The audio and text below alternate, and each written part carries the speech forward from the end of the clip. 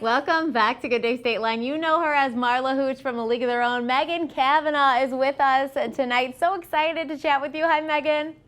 Hello, how are you, Michelle? So good. Thanks you so much for being here with us.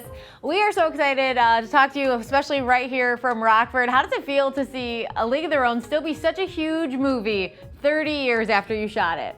It is so amazing to me that this movie has such staying power. Yeah. And it also makes perfect sense because it's been the catalyst for so many girls to play sports, and that just makes my heart warm.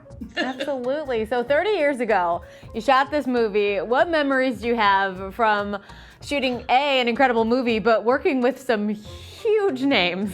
Yeah, it was intimidating, to say the least. It was my first movie, and I was the fourth lead in the movie, according to our call sheet. And my name was between Tom Hanks and Madonna's. It was really overwhelming, and it was an experience of a lifetime for me. What are some of the moments like from the movie that we all know and love that are your favorite moments when you rewatch the movie or when you think back? So I love the John Lovitz moment when we come out of the tunnel into Wrigley Field. I'm a huge Cubs fan, so to be on the field at Wrigley was a religious experience. Yeah. And I invited my father.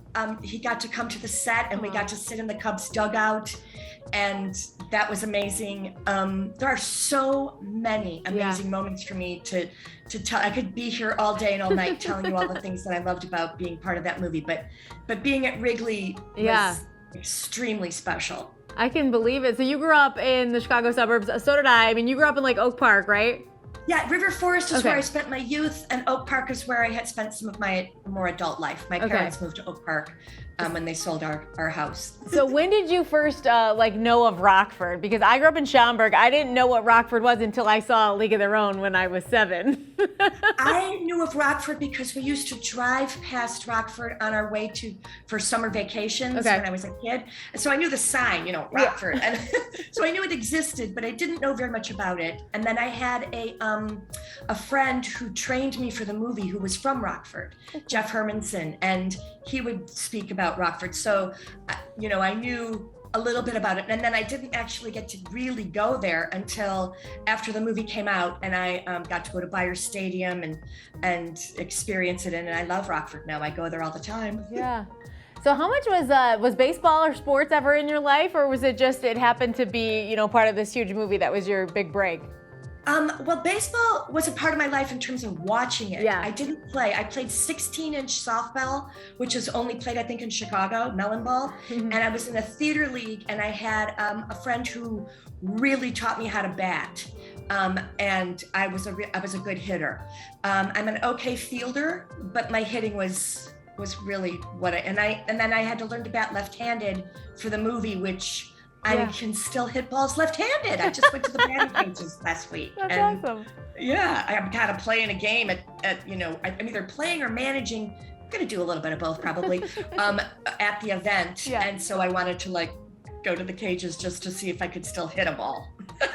When you auditioned for the movie, was there baseball skills part of the audition, or did they figure we'll get the good actresses, we'll make sure they play baseball, or you got to show them your skills? You had to play baseball before you could even read. Wow. And that was for all the actresses. And every actress in LA was trying out for this. And then they went to New York, and they went everywhere looking for women. But playing ball, you had to be trainable, is how they put it. So Rod Dato was he's the head coach at USC, God rest his soul. And he was the person who decided whether or not you were trainable or if you had any, skills. You had to be good enough. Right. That's awesome. So you are coming again to visit us here in Rockford, which is so cool, to celebrate the anniversary next Friday and Saturday. Why is it so important for you to still be a part of the whole League of Their Own world and join us for celebrations like this? Well, besides the fact that it's super fun, I love the fans and the young women and girls that come up to me and tell me how much it influenced them. Because my goal when I did this movie was to make the women from the All-American Girls Professional Baseball League proud. And I am carrying on, I feel like, their lineage, even though I wasn't, a player in real life. I'm an actor who played it, but this movie affected so many young people and who are now in like their 30s and 40s. So, and their children now are being, shown it. And I just love meeting all the people that loved it because I loved it. And it's such a, baseball and softball, they're such a wholesome game, and it teaches so much about teamwork and, working together, and losing is really important.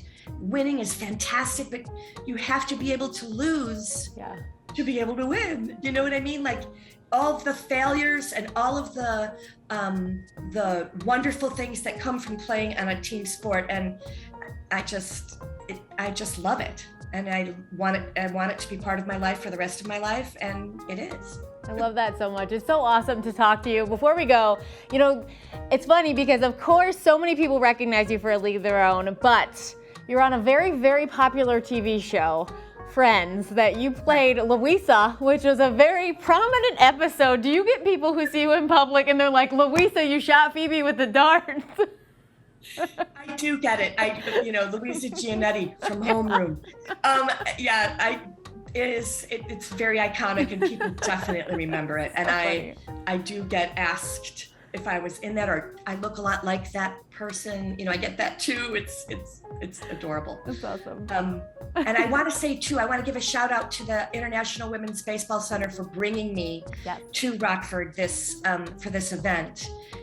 Maybelle Blair, one of the original ball players, and Shirley Berkovich, God rest her soul, founded the IWBC, and they're wanting to make a museum and a playing area, and they want to be able to teach girls how to umpire and do other things in baseball besides play, but playing as well. Yeah. And I'm just so grateful that they invited me to come. Absolutely. We are so grateful that you are joining us here in Rockford next weekend. We got everything on our website about what's happening. Thank you so much for spending some time with us, Megan.